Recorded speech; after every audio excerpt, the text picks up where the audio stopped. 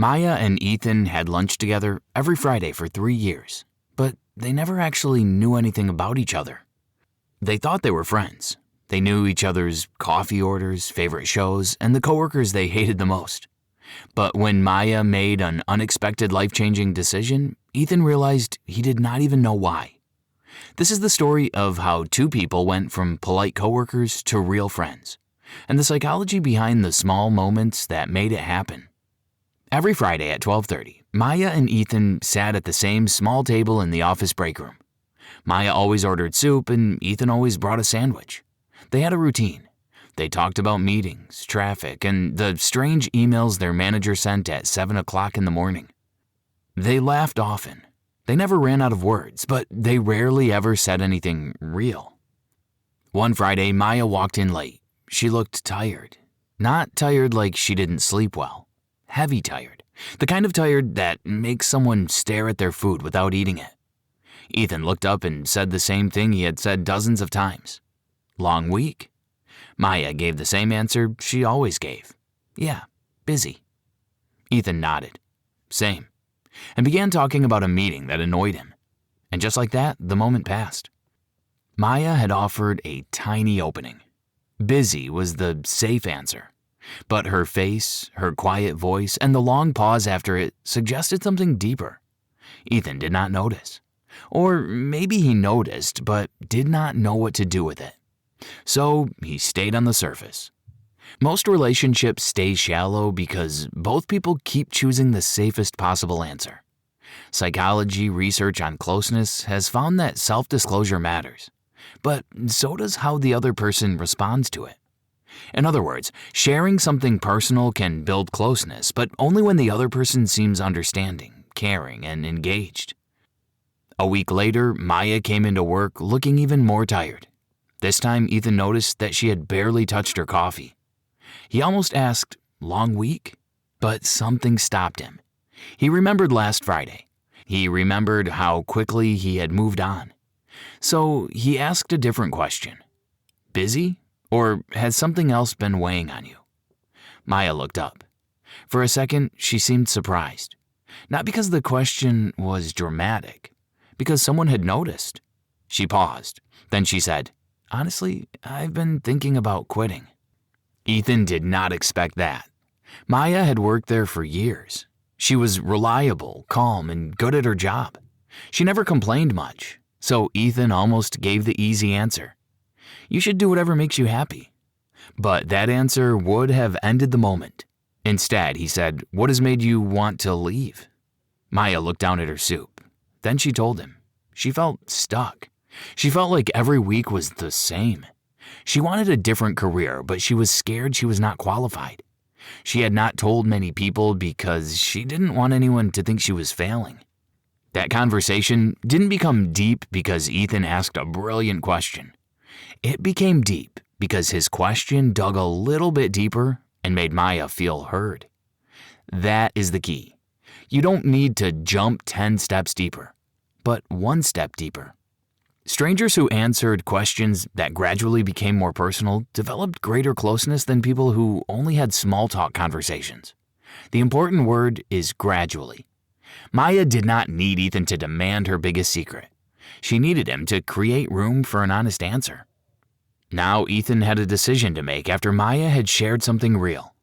He could give advice, tell her to update her resume, or even say she was overthinking it. Did Maya want her problems fixed? Instead, Ethan said, "That sounds exhausting. It makes sense that you feel stuck." Then he stopped talking. Maya kept going. She admitted that she was terrified of making the wrong choice. She admitted that she had been applying for jobs in secret. She admitted that she felt embarrassed for wanting more. Ethan just listened. He did not turn the story into his story. He didn't rush to make her feel better. No interruptions. This is where many conversations fail. Someone says, "I have been lonely," and they're told, "You'll be fine." Someone says, "I am stressed," and the other person says, "At least you have a job." Oftentimes, someone says something personal and without realizing it, the other person changes the subject because they feel uncomfortable. But when people do that, they send a message.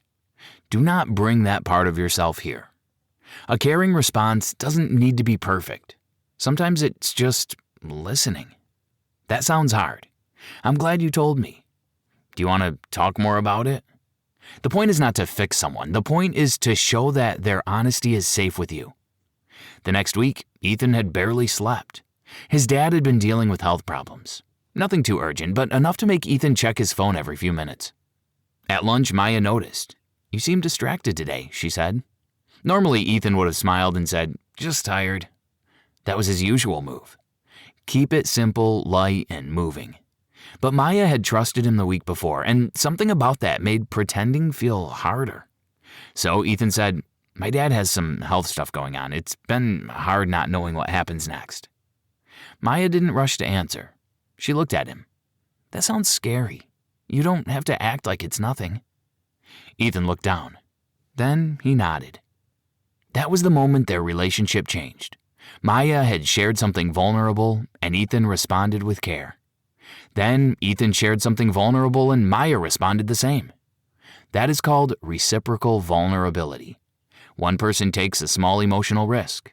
The other person meets them with understanding. Then they switch. Research on intimacy supports this pattern. Self-disclosure and feeling that a partner responds with care both contribute to feeling close. That does not mean both people have to share the exact same amount or make sure to take turns.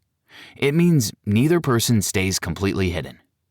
After lunch, Maya and Ethan did not suddenly become people who had intense conversations every day.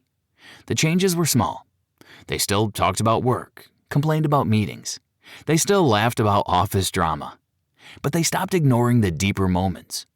When Maya said, "My sister has been calling a lot lately," Ethan asked, "Is that a good thing or a stressful thing?"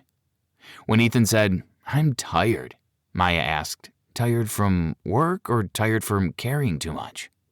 These questions worked because they were invitations, not demands. The other person could answer lightly or they could go deeper. That choice makes people feel safe. Here's the method Maya and Ethan were using without realizing it. First, notice the opening. Listen for emotion hiding under ordinary words.